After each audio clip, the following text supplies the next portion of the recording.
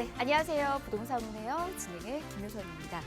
다음 달 전국에서 아파트 2만 7천여 가구가 지금 입주한다고 합니다.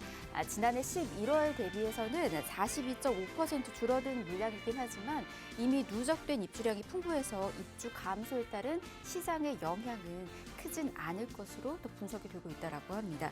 전문가들은 주택 매수세 위축이 장기화됨에 따라서 국가적으로 또 국지적으로 매물이 쌓이고 있어서 공급이 많은 지역은 오히려 역전세난 조짐도 우려가 된다라고 조심스럽게 이야기들을 하고 있습니다. 요점 잘 참고하셔서 여러분들도 투자 임해보시길 바라겠고요. 그 외에 투자에 대한 전략 필요하시다면 오늘도 저희와 함께 해보시길 바랍니다. 자, 다양한 정보들 준비해왔고요. 오늘 준비되어 있는 순서 간략하게 소개해드리도록 하겠습니다. 저희 가치 높은 두 지역으로 떠나볼 겁니다. 이렇게 지금 화면에 나가고 있어요. 종로구 효재동에서 아파트 정보 전해드릴 거고요. 강남구 역삼동에서는 오피스텔에 대한 분석까지 함께 해드리도록 하겠습니다. 자, 두 지역 만나보기 전에 전문가와 함께 부동산 이슈까지 꼼꼼히 체크해 드릴 테니까요. 이 시간 계속해서 기대해 주시길 바랍니다. 방송 보시면서 궁금하신 사항은 아래 나가고 있는 번호로 연락 주시면 도움드리도록 할게요. 자, 전화 무료입니다. 02-2638-3994번 열어두고 있고요. 문자는 정보용료 100원 부과됩니다. 샵 3989번으로 문자 남겨주셔도 도움드리도록 하겠습니다. 그리고 저희 부동산 온에어 여러분에게 다양한 정보들 전해드리고 있는데요. 저희 프로그램에서 제공해드린 정보는 투자에 대한 조언일 뿐입니다. 투자에 대한 판단이나 책임, 투자자 본인에게 있다는 점, 이 점 꼭 유의하시길 바랍니다. 자, 그럼 부동산 온에어 본격적으로 출발합니다.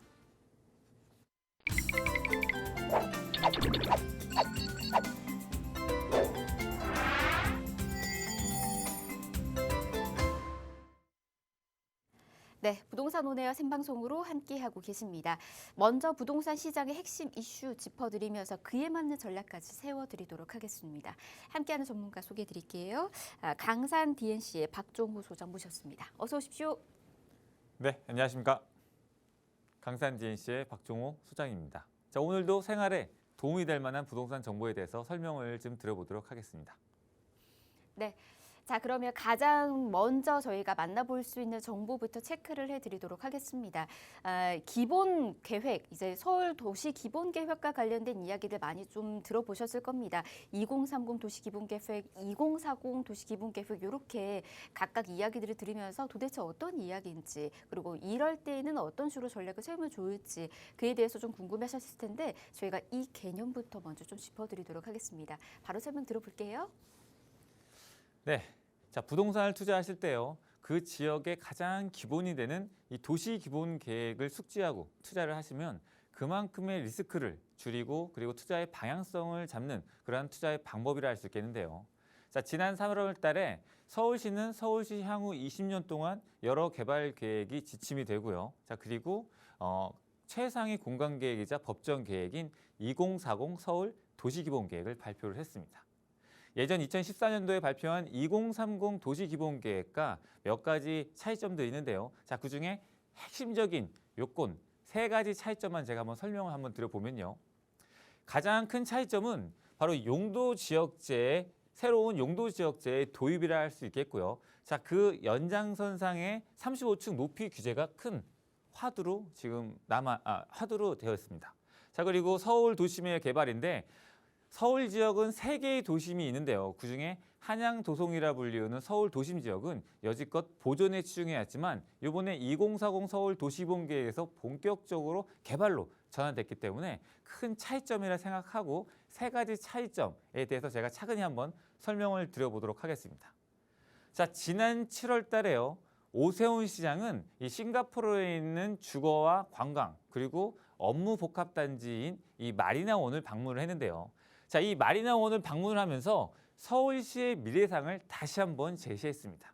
앞으로 서울시는 이 싱가포르에 있는 마리나베이처럼 이 토지의 용도를 보다 자유롭게 변경할 수 있는 그러한 새로운 용도지역제를 도입한다는 내용인데요. 자, 그런 새로운 용도지역제가 바로 비욘드 조닝이라는 제도입니다. 비욘드 조닝을 간단하게 설명드리면 토지의 용도를 보다 자유롭게 변경할 수 있고요. 자, 그리고 한 지역에 필요한 기능이라든가 부족한 시설 등을 도입할 수 있는 제도를 할 수 있겠는데, 자, 이 제도를 통해서 서울시가 가장 우선적으로 혜택을 볼 수 있는 지역이 바로 용산에 있는 정비창 구역과 서울 도심에 있는 세운지구를 할 수 있겠습니다. 앞으로 이 두 지역들은요, 용적률 1,500% 초과하는 초고밀도 복합단지로 개발될 예정이기 때문에 앞으로 이 두 지역 주변에 있는 부동산들을 잘 살펴보시면 분명히 투자에 좋은 기회가 있을 거라고 한번 설명드릴 수 있겠고요. 자, 그리고 앞으로 이 비욘드 조닝을 활용해서요, 서울 외곽에 있는 주거 지역에 업무와 상업과 이 녹지 공간 등을 보다 유연스럽고 자연스럽게 보다 편리하게 도입할 수 있기 때문에 앞으로 이 서울 외곽에 있는 부도심 지역들의 경제 활성화를 예상할 수 있겠고요. 그 경제 활성화로 인해서 서울 전반적인 지역 간의 불균형을 해소할 수 있게 기대할 수 있는 그러한 중요한 용도 지역제의 도입이라고 할 수 있겠습니다. 그게 바로 첫 번째 포인트였고요. 자, 두 번째로는요, 이 비욘드 조닝에 대한 연장선상이라 할 수 있겠는데 35층 높이 규제 삭제입니다. 서울 지역은 대체적으로 이 상업 지역 같은 경우에는 50층 정도까지도 지을 수 있겠지만요. 보통 상업 지역이 아닌 지역 같은 경우에는 35층 이하의 건물들을 지을 수 있습니다. 따라서 거기에 따라서 지금 한번 스카이라인 한번 쭉 살펴보면 서울 지역은 획일적이고 이 단순한 이 높이였지만요. 앞으로 35층 높이 규제 삭제로 인해서 다양하고 유연성 있는 이러한 높이로 변화될 것을 예상해 볼 수 있겠습니다. 앞으로 이런 변화된 모습으로 인해서 서울시는 많이 다채로운 스카이라인을 형성할 거를 예상할 수 있겠는데요. 자, 여기서 35층 높이 규제의 가장 큰 혜택을 볼 수 있는 부동산 시장을 한번 말씀드려보면 역시 뭐니 해도 바로 이 한강변을 바라보고 있는 재건축 시장이라 할 수 있겠습니다. 한강변 말씀드린 재건축 시장은 잠실 5단지를 비롯해서 성수 전략정비구역, 압구적 현대 아파트 단지, 반포동, 옥수동, 한남동과 동부 이촌동을 떠나서 여의도까지. 자, 이렇게 고루고루 이 한강변에 있는 재건축 아파트들이 여지껏 높이 제한으로 인해서 계속적으로 진행이 지금 더뎠지만요. 앞으로 이 높이 규제 삭제로 인해서 진행에 탄력을 받을 거기 때문에 앞으로 큰 시장의 변화가 있을 거라고 생각이 되어집니다. 따라서 자금력이 좀 있으신 분들은요, 지금 바로 투자하지 마시고요. 한번 기회를 잡으셨다가 유심히 살펴보시면 분명히 좋은 투자처라고 말씀드릴 수 있겠고요. 자, 세 번째로 제가 뽑은 것은요, 바로 서울 한양도성이라 불리는 서울 도심 지역의 개발이라는 차이점인데요.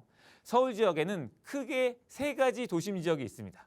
한양도성이라 불리는 서울 도심 지역과 강남과 그리고 여의도 영등포.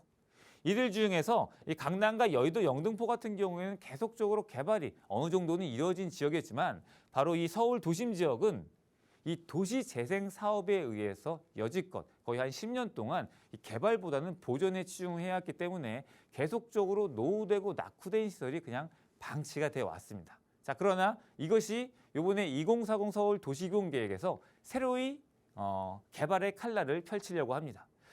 자, 이거를 청사진을 살펴보면요. 예전에 2007년도에 오세훈 시장이 발표한 도심 재창조 프로젝트와 거의 비슷한 모습인데요. 광화문과 시청 일대를 국가의 중심축으로, 자, 그리고 인사동과 명동 일대를 역사, 문화, 관광 축으로, 자, 그리고 세운지구 일대를요, 남북 녹지 축으로, 그리고 동대문 디자인 플라자는 복합 문화 축으로, 그리고 동과 서를 가로는 이 청계천 일대는요, 이 글로벌 상업축으로 바뀔 예정이기 때문에 앞으로 이 서울 도심 지역은요, 여지껏 보존에 치중해왔지만, 자, 이러한 변화로 인해서 많은 변화가 발생될 거고, 자, 거기다가 이 서울 도심 지역만 높이 규제 완화뿐만 아니라 용적률 기준 완화까지 계획하고 있기 때문에 아무래도 이 개발업자들에게 큰 동기부여가 될 거라고 생각되기 때문에 앞으로 충분히 많은 개발 속도를 갖고 개발될 거라고 예상될 수 있겠습니다. 자, 2040 서울 도시비용계획에서 여러 가지 차이점이 있지만 예전 2030 계획과 여러 가지 차이점이 있지만 이 세 가지 차이점만 염두하고 한번 꾸준히 한번 공부를 해보시면 충분히 좋은 투자처를 찾을 수 있을 거니까요. 궁금한 사항이 있으면 한번 1대1 전화 상담을 주시면 더욱더 자세하게 설명을 들어보도록 하겠습니다.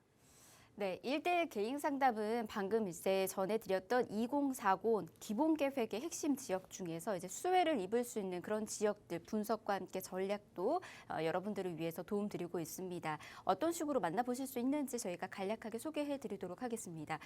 위기 속 올바른 부동산 투자 방향 설정을 주제로 먼저 정보 전해드리도록 하겠습니다. 박종호 소장과 함께 하실 수가 있고요. 선착순으로 모집이 되고 있으니까 빠르게 연락 주셔서 예약부터 해주시길 바랍니다. 02-2638-3994번으로 연락 주시면 저희가 한 번 더 안내와 함께 예약까지 도움드리도록 하겠습니다. 자, 이번에는 가치 높은 투자처 만나러 가보도록 하겠습니다. 과연 어떤 지역인지 바로 종로부터 저희 소개해드리도록 하겠습니다.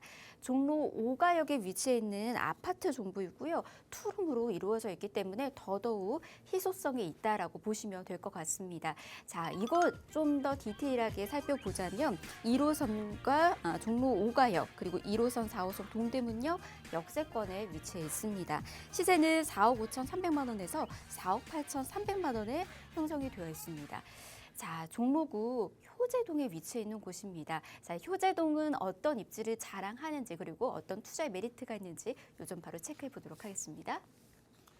네, 이 서울 도심 지역의 중심부를 할 수 있는 종로구는요. 여지껏 이 도시재생 사업에 의해서 개발보다는 보존에 치중된 지역이기 때문에 지금 종로구를 와보면요. 예전 다른 강남이나 여의도만큼 그렇게 발전이 안 되고 계속적으로 그냥 보존만 해온 지역이라고 아마 볼 수 있으실 겁니다. 자, 그러나 이번에 2040 서울 도시기본계획에서 본격적으로 개발을 할 준비를 갖춰졌기 때문에 앞으로 많은 변화가 발생될 거라고 있는 게 첫 번째 포인트라고 할 수 있겠고요. 자, 그리고 종로하면 예전부터 서울 중심부였기 때문에 여러 가지 도심 속에 있는 교통망, 대중교통망이 잘 갖춰졌습니다. 1호선부터 6호선까지 지하철 요소뿐만 아니라 버스 노선 한 번에 서울 지역 어디든 한 번에 이동할 수 있을 정도로 대중교통망 또한 잘 발달된 지역이라 할 수 있겠고요. 자, 그리고 종로하면 역시 여러 업무와 상업 지역을 제외하고도 의료시설, 자, 그리고 교육시설까지 잘 갖춰졌기 때문에 풍부한 임차 수요가 잘 갖춰졌습니다. 뿐만 아니라 업무와 상업시설이 거의 80%고요. 주거의 비율이 20% 채 안 되기 때문에 자, 그만큼 주거에 대한 희소가치까지 있는 그러한 지역이라고 포인트를 잡아드릴 수 있겠습니다. 자, 입지를 한번 살펴보면요.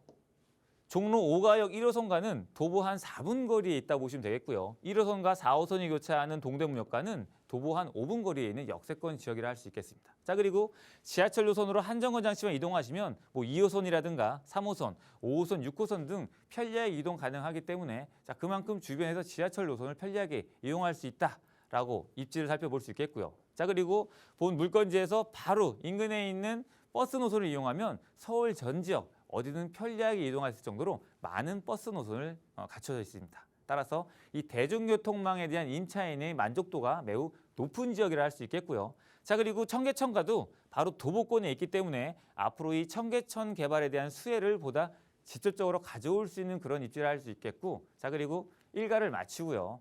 이 수변 공간을 이용할 수 있는 삶의 질 또한 높은 지역이라고도 볼 수 있겠습니다. 자, 주변을 조금 더 한번 살펴보겠습니다. 주변을 좀 더 살펴보면 주변에 여러 업무시설은 물론이고요. 이 서울대학교 병원 그리고 대학로 상권뿐만 아니라 여러 대학교들. 자, 밑으로 살펴보면 동대문 시장 상권뿐만 아니라 여러 재래시장 상권들.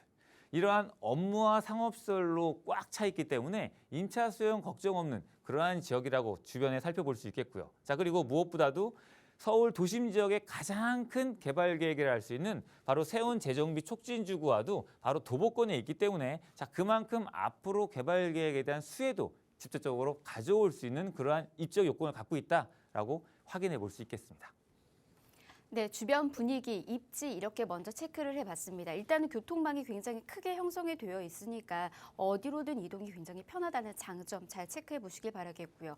당연히 생활 편의시설까지 갖춰져 있겠죠. 하지만 이곳은 입지 안에서도 다양한 호재거리들이 또 눈여겨보일 수 있었던 그런 지역이었습니다. 가장 먼저 가시화되고 있는 개발 호재 먼저 체크해 보도록 하겠습니다. 예, 제가 서두에도 설명드렸듯이 이번 2040 서울 도시기본계획에서 가장 큰 수혜를 잇는 지역 중에 한 곳이 바로 서울 도심 지역이라 할 수 있겠고요. 그 서울 도심 지역의 종로구라 할 수 있겠습니다. 자, 그거는 제가 차근히 한번 설명드려보고요. 서울 도심 지역은 여지껏 이 도시 재생 사업에 의해서 개발보다는 보존에 치중해 보다 보니까요. 여러 가지 계속적으로 노후되고 방치된 지역들이 계속적으로 늘어나고 있었습니다.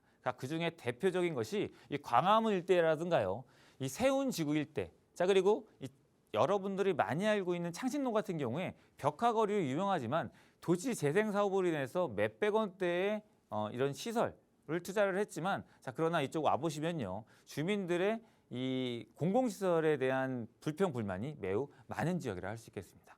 따라서 예전 기존 정책의 한계를 느꼈습니다. 바로 이 도시 재생 사업이라는 그런 한계를 느꼈고, 자, 이번에 2040에서 본격적으로 예전에 있는 정책을 한계를 벗어나서 새로운 정책으로 인해서 개발을 도약하려고 하고 있습니다. 어떻게? 바로 높이 제한을 완화시키고요. 용적률 기준까지 완화하기 때문에 앞으로 이쪽 지역은 아까도 설명드렸지만 이 개발업자들에게 충분한 동기부여를 줄 수밖에 없는 요건을 갖춰졌기 때문에 앞으로 많은 변화가 발생될 거라고 제가 다시 한번 강조드릴 수 있겠고요. 자, 이러한 모습으로 바뀌게 될 겁니다.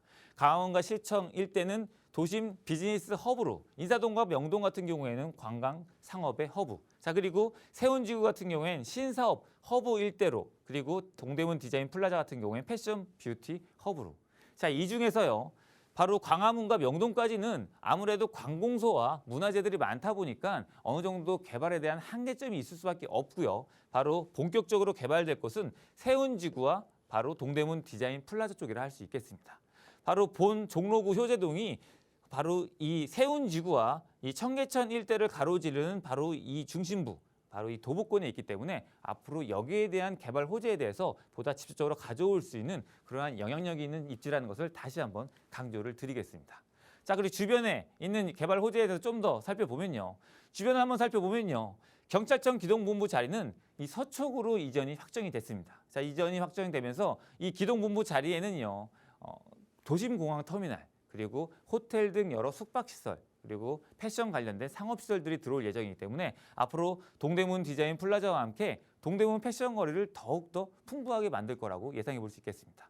자, 그리고 특히 이 도심공항 터미널이 들어올 경우 아무래도 공항과의 접근성이 더욱더 편리해지기 때문에 외국 관광객들이 더욱더 편리하게 동대문을 이용할 수 있다. 자, 그런 기대감이 있는 개발 호재라 할 수 있겠고요. 자, 그리고 국립의료원 중요원 자리는요. 이 미 공영단 부지로 이전이 확정됐습니다. 국립의료원 자리가 미 공영단 부지로 이전을 하면서 이 간염병 전문 병원까지 산하에 둘 예정이기 때문에 더욱더 많은 의료 종사자들이 미 공영단 부지로 입주를 해올 겁니다. 따라서 더 많은 임차 수요가 주변에서 풍부하게 발생될 거고, 자, 거기에 따라 미 공영단 부지와 본 종로구 효재동이 도보 한 6분, 7분 거리밖에 안 되기 때문에 여기에 대한 영향력이 많이 클 거라고 예상해 볼 수 있겠습니다. 자, 그리고 국립중앙의료원 자리는 이 기존에 있던 자리는요. 동대문 패션 문화 거리에 걸맞게 여러 공연과 전시장으로 바뀔 예정이기 때문에 좀 전에 설명드렸던 경찰청 기동본부 자리와 국립의료원 자리는 더욱더 동대문 패션 문화 거리를 발전시키는데 큰 축이 될 거라고 충분히 예상해 볼 수 있겠습니다. 자, 마지막으로요. 도심 속의 가장 큰 개발 계획인 세운 재정비 촉진지구에 대해서 설명을 좀 드려보면 도심 세운 재정비 촉진지구는요. 2006년도에 처음 오세훈 시장이 지정을 했습니다. 자, 그러고 나서 2009년도에 자, 이렇게 8개 구역으로 나누어서 개발 계획을 했는데요. 자, 그러나 2011년도에 박원순 시장이 집권을 하면서 이쪽을 171개 구역으로 나누었고요. 단지 이쪽 개발된 곳은 19곳에 지나지 않았습니다. 지금 한번 가보시면 152개 구역은 지금 한번 와보시면요. 노후되고 슬럼화된 모습을 볼 수 있겠는데요. 서울 도심 지역 한복판에 이러한 곳이 있나 할 정도로 매우 노후도가 심각합니다. 자, 그러한 노후도가 심각한 지역을 이번에 2040 서울 도시기본계획에서 용적률 1,500% 상회하는 초고밀도 복합단지로 변경을 하면서 녹지 공간까지 가미할 예정이기 때문에 앞으로 이쪽 지역에는 여러 업무시설로 인한 여러 직장인 수요자뿐만 아니라 관광객 수요자까지 몰릴 수밖에 없기 때문에 새로운 랜드마크가 형성될 거라고 생각하고요. 바로 세운지구와도 종로구 효재동 이 부동산이 도보 한 10분권에 있기 때문에 여기에 대한 영향력을 받을 수밖에 없는 그러한 입적 요건을 갖고 있다고 다시 한번 강조를 드리면서 설명을 마무리 드리겠습니다. 네, 서울 도심 지역이 그리고 그 도심에서 한 가운데에 위치한 이곳이 이제 눈부시게 바뀔 것으로 예상이 되고 있습니다. 자, 지금 미리미리 전략을 잘 세워야지 향후에 시세 차익도 누려보실 수가 있겠죠. 가장 중요한 정보 바로 체크해 드리도록 하겠습니다. 매매가 임대가는 어떻게 형성됐을까요? 자, 매매가는요. 4억 5,300에서 4억 8,300에 형성되어 있는데요. 지금 여지껏 서울 도심 같은 경우에는 아무래도 3도심 중에 가장 개발이 안 된 곳이기 때문에 개발이 된 뭐 강남이나 여의도의 원룸 가격밖에 안 된다는 투룸이 원룸 가격밖에 안 된다는 그러한 메리트가 있다고 볼 수 있겠고요. 자, 그리고 갭 투자했을 경우에는 6,300에서 8,300 정도 투자하면 가능하시겠습니다. 월세 투자했을 경우에는 1억 7천에서 1억 9천 정도 투자하시면요. 월 3천에서 120에서 한 150까지도 받을 수 있는 종로구 효재동 투룸 아파트라고 설명을 마무리 드리겠습니다.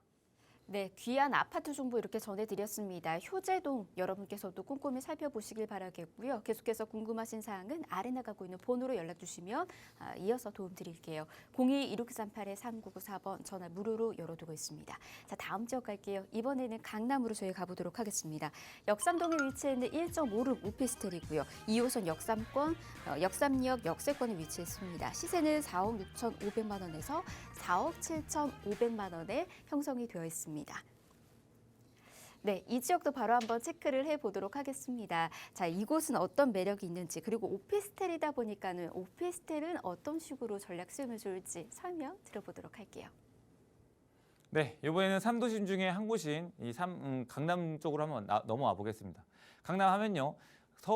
서울뿐만 아니라 대한민국의 부동산에 관심 있는 분들은 누구나 한 번쯤은 투자하고 싶은 그러한 지역이라 할 수 있겠는데요. 자, 그 이유는 어떤 것에 있을까요? 바로 편리한 생활 인프라가 강남의 어떤 지역과 비교하지 못할 정도로 매우 잘 갖춰졌다고 할 수 있겠고요. 자, 두 번째로는 서울, 대한민국에서 가장 그 직장인 수요자들이 많은 곳이 그러니까 업무 시설이 많은 곳이 서울이라 할 수 있겠고요. 그 서울 중에서도 가장 업무 지역이 많은 것이 강남이라 할 수 있겠습니다. 따라서 풍부한 임차 수요를 갖고 있다는 두 번째 포인트를 들 수 있겠고, 자, 그리고 어떤 지역과 비교해도 가장 많은 개발 호재를 갖고 있습니다.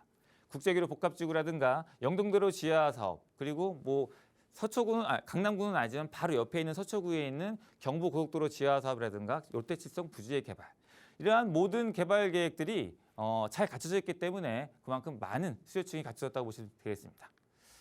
자, 위치를 한번 살펴보면요. 역삼역과 도보 2분 거리에 있는 초역세권 지역입니다. 자, 이것만으로 충분히 투자 가치가 있다고 설명드릴 수 있겠고요. 강남대로와 바로 이 테헤란로를 겹치고 있기 때문에 많은 수요층들이 이쪽에 쏠릴 수밖에 없는 지역이라고도 볼 수 있겠고요. 2호선과 9호선, 7호선, 3호선 모든 노선이 잘 갖춰진 그러한 지역이라고 확인해 볼 수 있겠습니다.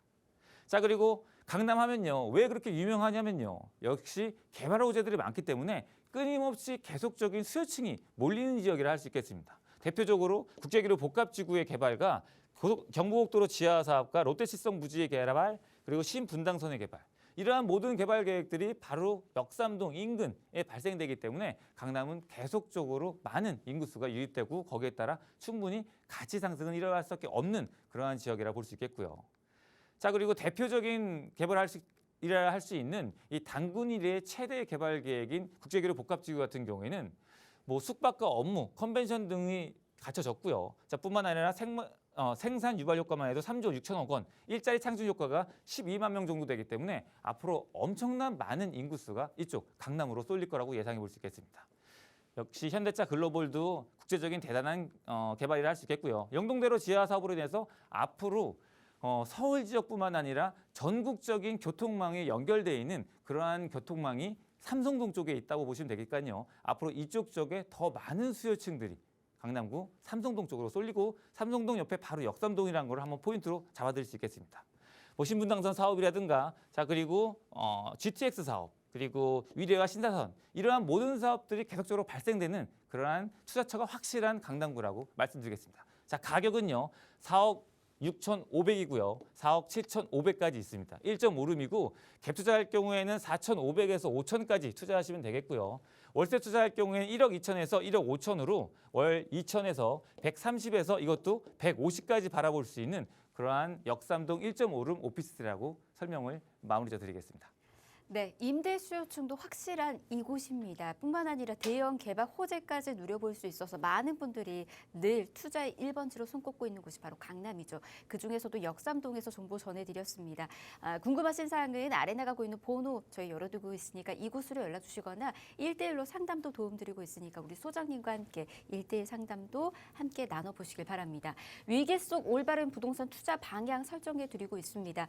이 예약으로 저희가 지금 진행되고 있으니까 미리미리 연락 주셔서 예약부터 잡으시길 바랍니다. 02-2638-3994번 이곳으로 연락 주시면 안내 예약 도움드리도록 하겠습니다.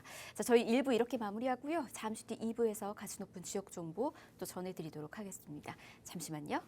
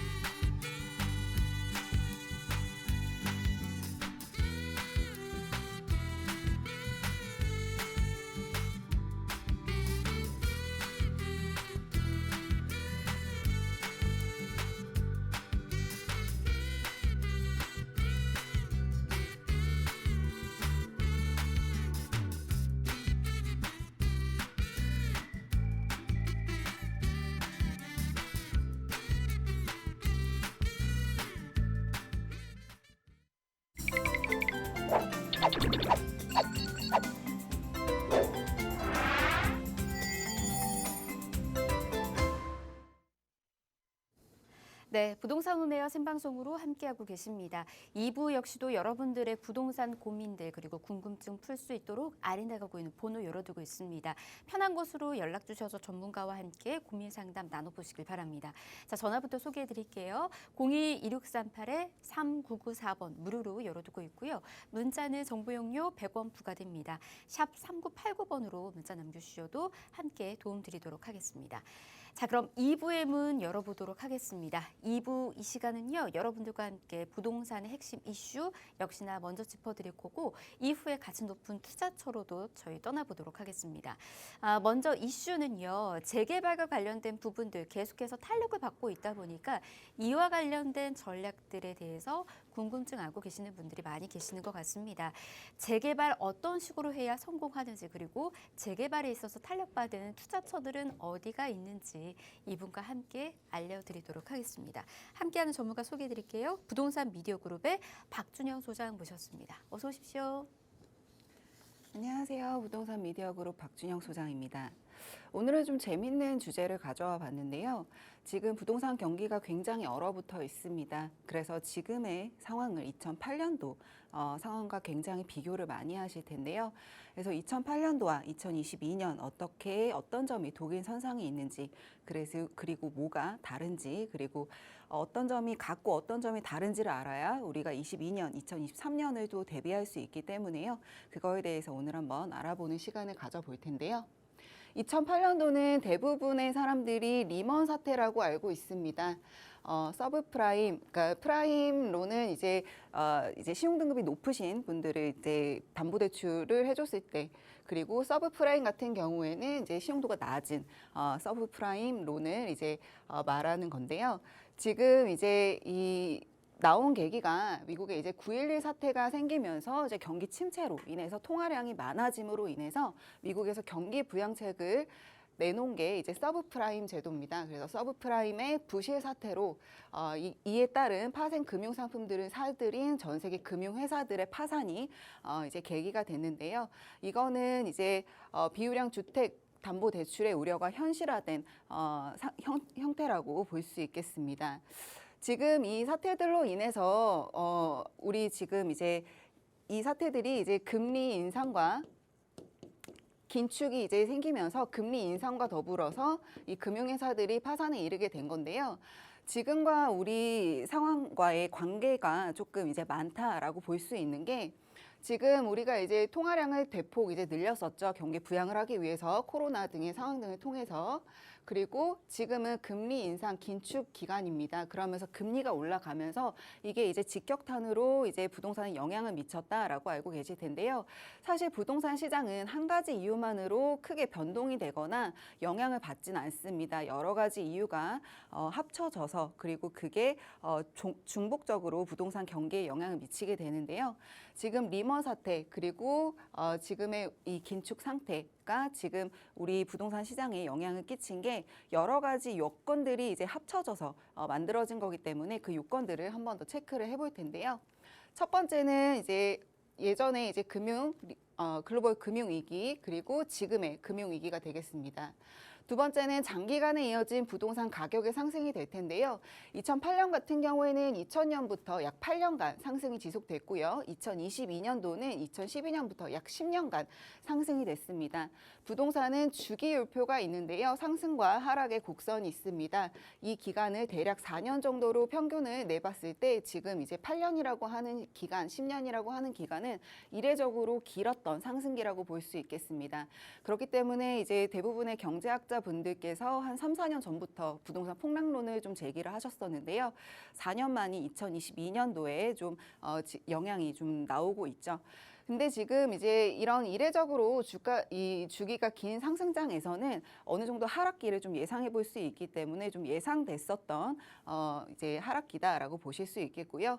그리고 각종 부동산 규제의 압박들도 있었습니다. 2008년도에는 분양가 상한제, 분양 원가 공개제, 그리고 LTV, DTI 규제가 강화됐었던 시기였고요. 2022년도는 이제 전 정부에서 26차례 부동산 규제를 강화를 했고요. 분양가 상한제, 그리고 세금 강화, 그리고 대출 축소 등의 여러 가지 부동산 규제들이 압박을 통해 오면서 이러한 이제 전폭적인 영향들이 이제 부동산에 큰 타격을 미쳤다라고 볼 수 있겠습니다. 또한 이제 금리 인상들도 금융 위기 그리고 긴축 정책 그리고 금리 인상 이런 것들도 이제 2008년과 2022년도에 이제 공통점이라고 볼 수 있겠는데요. 그렇다면 이 두 시기의 다른 점들을 한번 체크를 해보겠습니다. 일단은 2008년도와 2022년도는 이제 기조의 차이가 있습니다. 금리 인상에서 2008년도는 2004년도부터 8년도 5.25%가 될 때까지 4년간의 긴 기간 동안에 이제 점차적으로 금리 인상이 됐고요. 2022년도는 1년 만에 지금 이제 3%대로 금리 인상이 되고 있습니다. 갑작스러운 금리 인상을 통해 이제 금리 이제 폭격이라고 해서 이제 좀 그 부동산뿐만 아니고 여러 가지 분야에도 이제 이런 영향들이 나타나고 있는데요. 좀 이제 지금 이제 가장 부각되고 있는 것들이 전세자금 대출이라든지 이제 매매 대출이라든지 주택담보대출이라든지 이런 부분들에서 좀 영향이 크게 미쳐지고 있는 상황입니다. 그리고 두 번째는 공급의 차이가 있겠는데요. 2008년도에는 1년에 3만에서 4만 가구의 공급이 꾸준하게 이루어졌습니다. 지금 이런 기조로 봤을 때 이때는 이제 입주장도 있었고 그렇기 때문에 하향 안정화가 굉장히 오래 지속됐고요. 약 4년간 하향 안정화가 지속이 됐었습니다. 근데 지금 올해 2022년도는요. 올해 내년 입주 물량 총계가 2만 2,400가구에 불과합니다. 그만큼 물량이 굉장히 적은데요. 그에 더해서 착공률이 대폭 감소하고 있습니다. 일단은 부동산 빙하기이기 때문에 아무래도 이제 이 시작이 굉장히 어렵고요. 그리고 금리 인상, 인건비, 감리비, 원자재 전반적인 것들이 다 상승을 했습니다. 그거는 사업성 악화로 이어질 수 있기 때문에요. 지금 이제 착공률이 굉장히 낮은 수준에 머물러 있다.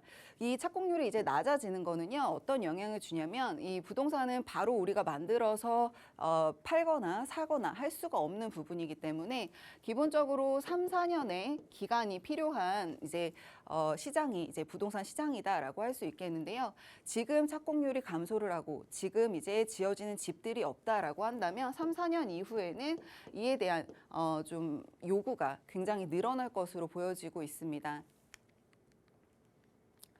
또 전세 가율의 차이가 있겠는데요. 2008년도에는 아무래도 이제 부동산 침체와 더불어서 입주장이 굉장히 활발했던 시기이기 때문에 3.8.18%였고요. 22년도에는 54.7% 정도 됩니다. 지금 이제 입주 물량이 많이 없기 때문에 사실 전세가율이 그렇게 낮아질 것 같지는 않습니다. 이유는 사려는 사람은 없지만 계속 살려는 사람은 있기 때문에요. 전세가율은 사실 낮아지기가 힘들기 때문에 이 전세가율 자체가 이제 부동산 가격에 어느 정도 이제 지탱을 해주는 이제 요건으로 이제 작용할 것으로 보이고 있습니다.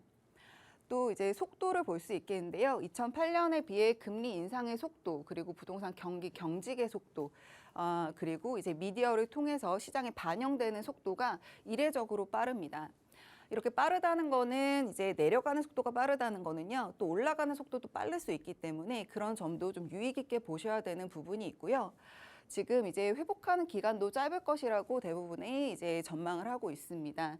경제 지표는 큰 폭이 하락이 있다라고 한다면 또 급상하는 이제 부분들이 있기 때문에요. 급락 이후에는 급상하는 부분들이 있기 때문에 이런 부분들에 대해서 좀 투자자분들이라든지 시청자분들께서 좀 주의 깊게 눈여겨 보시고 있다가 좀 반응하실 수 있는 계기가 되셨으면 좋겠습니다.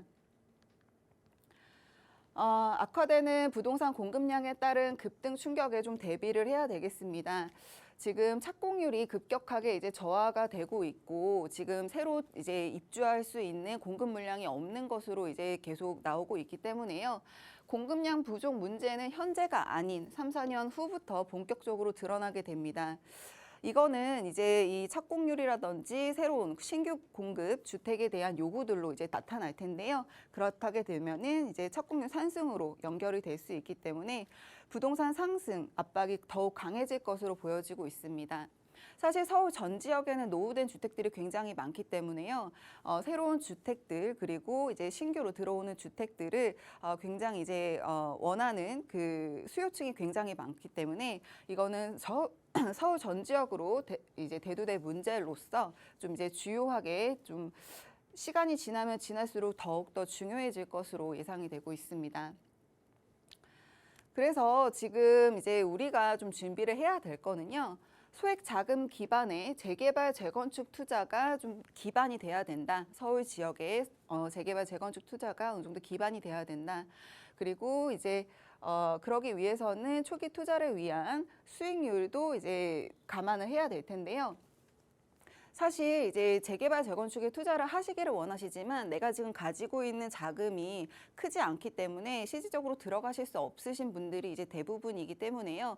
가능하시면은 소액 자금으로 초기 개발 단계에서 투자를 하시는 게 조금 더 이득이시다라고 말씀드릴 수 있겠고요. 장기 소유에 따른 임차 수익률 또한 고려를 하셔서 좀 이제 너무 노후된 것보다는 좀 리모델링이라든지 얼마 안 된 가구 아니면은 신축 이런 것들로 임차 수요를 좀 대비하시는 게 좋겠습니다.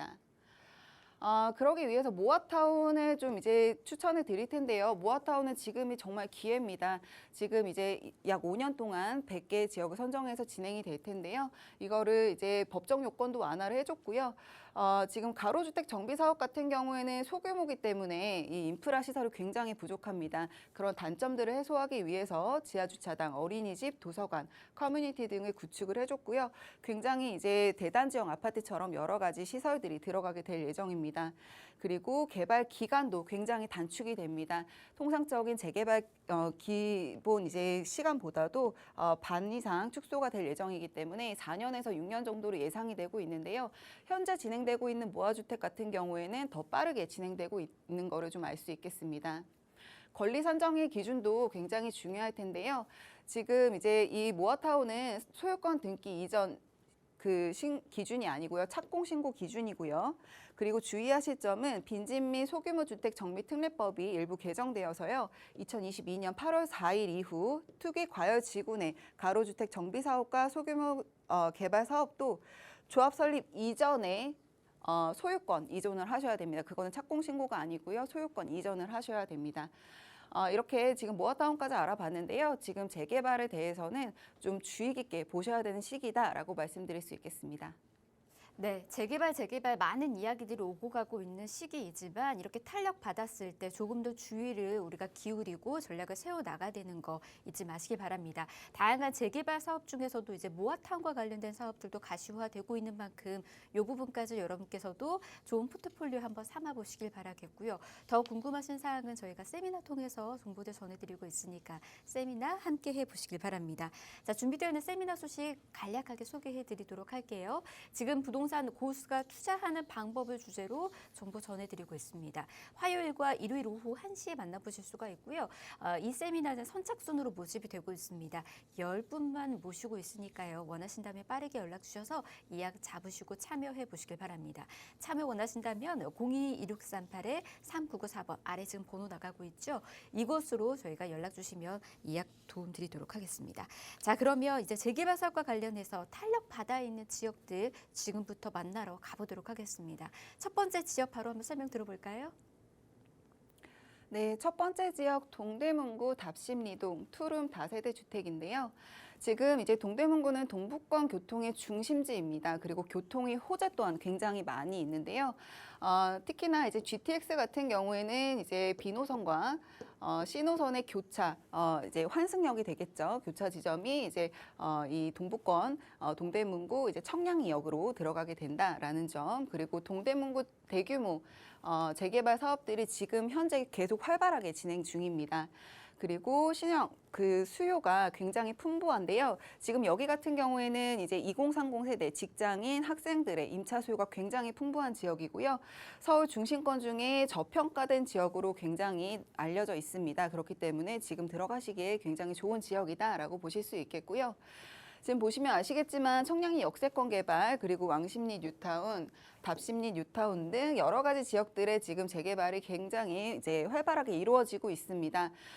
그리고 지금 보시게 되면은 우리나라 이제 유명한 대학들이 이 주변에 이제 다 자리 잡고 있고요. 그렇기 때문에 학생들의 임차 수요가 굉장히 많다는 점, 그리고 주변으로 직주 근접성이 굉장히 좋기 때문에 교통편도 굉장히 편리하기 때문에 지금도 직장인들의 수요가 굉장히 높다는 점이 이제 좀 높게 평가될 텐데요. 앞으로 이제 GTX라든지 여러 가지 교통 호재들이 더 들어온다라고 한다면은 임차 수요는 훨씬 더 좋아질 것으로 보여지고 있습니다. 청량리 일대 정비 사업도 지금 활발하게 추진 중인데요. 8개 종이 들어오겠고요. 여기에는 호텔과 대형 쇼핑몰 등의 랜드마크 형태의 이제 건물들이 들어서게 될 거라서 좀 이제 변혁의 지역이 된다라고 이제 보여지고 있습니다. 지금 여기는 이제 지구 단위 개발로 인해서 이 지역에 예전부터 좀 어지러웠던 지역들을 이제 좀 정리를 하면서 이 현대화를 시키고 있는데요. 그렇기 때문에 이 지역의 이제 경제도 분명히 활성화될 것이고 굉장히 깨끗해지고 좋아질 것이다라고 보실 수 있겠습니다. 교통의 호재가 굉장히 많은데요. 지금 면목성도 지금 이제 되고 있고요. 그리고 간선도로의 지하화를 통해서 아무래도 교통도 더 빨라지고 주변의 인프라들도 굉장히 좋아질 것으로 예상이 되고 있습니다. 그리고 이제 여기 시세를 알아봐야 될 텐데요. 시세는 3억 9,500만 원에서 4억 1,000만 원 정도로 이제 예상이 되고 있고요. 전세 시세가 2억 8천에서 3억 원 정도로 되어 있기 때문에 소액 투자가 가능한 지역이다라고 보실 수 있겠습니다. 약 1억 원에서 1억 1,000만 원 정도의 투자금으로 투자가 가능하실 것으로 보여지고 있습니다. 두 번째 지역 볼 텐데요. 도봉구 창동입니다. 3룸 도시형 생활주택이고요. 서울 2030 플랜 7강역 중심지에 이제 창동이 들어가게 되겠습니다. 이 지역은 GTX C 정차역인데요. C노선의 정차역인데요. 지금 이제 이 지역 같은 경우에는 굉장히 노후화가 활발하게 진행이 되어 있기 때문에 재개발, 재건축에 대한 압박이 굉장히 많은 지역이다라고 보실 수 있겠습니다. 1호선, 4호선의 더블 역세권을 가지고 있는데요. 여기에 GTX와 KTX 노선이 같이 들어오게 되면서 교통이 굉장히 좋아질 것으로 예상이 되고 있고요. 이 창동역 역세권에 위치하고 있기 때문에 아무래도 역 근처에 편리한 인프라들을 편리하게 누릴 수 있게끔 되어 있겠고요. 그리고 여기는 지금 이제 창동상계 신경제 중심지라고 해서 8만 일자리를 만들려는 계획을 여러 가지 이제 방면에서 추진을 하고 있기 때문에 아무래도 앞으로 상업, 첨단 업무 시설의 중심지가 될 것으로 예상이 되고 있습니다. 그리고 이제 지금 여기는 이제 노후도가 빨간색으로 표시되어 있는 부분이 이제 노후도를 나타내주고 있는데요. 노후도가 굉장히 많이 진행된 지역입니다. 그렇기 때문에 지금 재개발, 재건축이 이제 활발하게 이루어지고 있기도 하지만 그 주변으로도 충분히 확장이 될 수 있는 지역이기 때문에 그런 점까지도 체크해 보시면 굉장히 좋은 지역이라고 보실 수 있겠습니다. 이 지역은 지금 이제 기업들 그리고 일자리 만들기에 좀 이제 지역 활성화에 좀 치중이 되어 있다라고 보실 수 있겠는데요. 첫 번째로는 아레나입니다. 이제 대형 문화시설이 지금 이 창동에 생길 텐데요.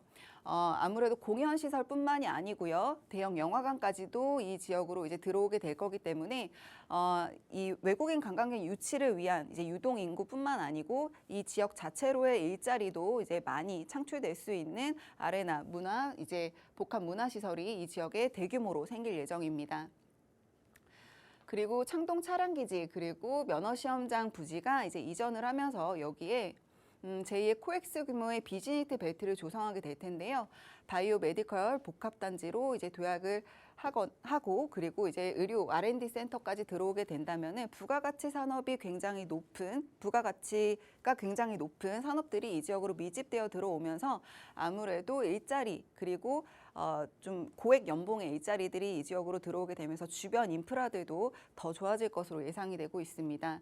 그뿐 아니고 이제 대형 유통시설 그리고 이제 창업, 문화시설 산업단지까지 이 지역으로 이제 밀집되어서 들어올 예정이기 때문에요. 아무래도 이제 좀 큰 규모의 사업이 지금 창동역 주변으로 진행이 되고 있다라고 보실 수 있겠습니다. GTX C노선이 지나가는데요. 지금 창동을 지나서 이제 강남 삼성 양재까지 지나가게 됩니다. 그랬을 경우에 이제 강남까지 이동 거리가 15분에서 20분 정도로 단축이 되겠고요. 아무래도 이제 이 동북부에서는 교통이 좋고 직주 근접성이 굉장히 좋은 위치에 창동이 속하고 있지만 지금은 배두타운화 되어 있습니다. 지금 창동 그 자체적인 이제 일자리가 많다거나 그 주변에서 어떤 걸 할 수 있다거나 그런 부분들이 많이 부족하기 때문에 저평가가 되어 있는데요. GTX의 영향을 가장 많이 받는 지역을 얘기한다라고 한다면은 당연히 창동이 되겠죠. 그만큼 창동에 이제 GTX 노선이 들어오는 거는 굉장히 큰 여파를 가지고 있다라고 보실 수 있겠고요. 동부 간선도로 지하화도 이제 진행 중입니다. 그렇기 때문에 삼성동까지의 이제 거리도 굉장히 이제 짧아지게 되겠고요. 아무래도 이 위쪽으로 수변공원이 생기면서 이 지역의 생활 인프라들도 굉장히 좋아질 것으로 예상이 되고 있습니다. 도봉구 창동은 지금 투룸이 아니고요, 3룸입니다. 근데 이제 금액대가 굉장히 이제 합리적으로 이제 형성이 되어 있기 때문에 좀 저평가되어 있는 지역이다라고 보실 수 있겠고요. 시세는 4억 1천에서 4억 2천만 원 정도로 예상이 되고 있습니다. 전세 시세는 3억 5천에서 3억 6천만 원 정도로 예상이 되고 있고요. 실투자액은 6천만 원에서 7천만 원 정도로 생각하시면 되겠습니다. 월세는요, 보증금 5천에서 지금 역 근처에 위치하고 있기 때문에 월에 110에서 120만 원 정도 예상이 되고 있고요. 그리고 이제 예상 대출금이 약 2억 원에서 2억 4천만 원으로 되어 있기 때문에 예상 실투자액이 1억 8천에서 2억 1천만 원 정도로 예상을 해볼 수가 있겠습니다. 지금 이제 도봉구 창동 같은 경우에는요, 여러 가지 얘기들이 많이 나오고 있긴 하지만 사실 실질적으로 이제 저평가되어 있고 재개발, 재건축에 대한 압박도 많이 받고 있고 그리고 그 자체적으로 배드타운화 되어 있던 지역이 이제 지역 활성화를 통해서 일자리와 그리고 삶의 주거 공간 또한 이제 탈바꿈을 하고 있기 때문에 교통 호재까지도 거기에 더해진다라고 한다면은 우리가 지금 생각했을 때 좀 가장 적은 금액으로 이제 진입하실 수 있는 가장 좋은 투자처가 되지 않을까 생각이 듭니다. 네, 이렇게 두 지역에 대한 정보들 전해드렸습니다. 재개발과 관련해서 가장 많은 탄력을 받은 지역들이니만큼 이 지역들에서 좋은 전략들 같이 세워나가 보시길 바랍니다. 동대문구 답신리동에서는 다세대 주택 정보 이렇게 전해드렸고요. 도봉구 창동에서는 도시형 생활주택과 관련된 정보 함께 만나봤습니다. 더 궁금하신 사항들이 있으시거나 또는 여러분께서 바라보고 계시는 재개발 투자처도 분명 있으실 겁니다. 그에 대한 전략들 역시나 또 필요하시다면 저희 세미나 지금 준비하고 있으니까 세미나에서 그와 관련된 정보들까지 받으시고 포트폴리오 세워나가 보시길 바랍니다. 자, 지금 부동산 고수가 투자하는 방법을 주제로 먼저 정보들 전해드릴 거고요. 이야기 필수입니다. 02-2638-3994번으로 연락 주시면 되고요. 날짜고 시간들이 이렇게 정해져 있으니까 그 시간들 잘 확인하시고 함께 해보시길 바랍니다.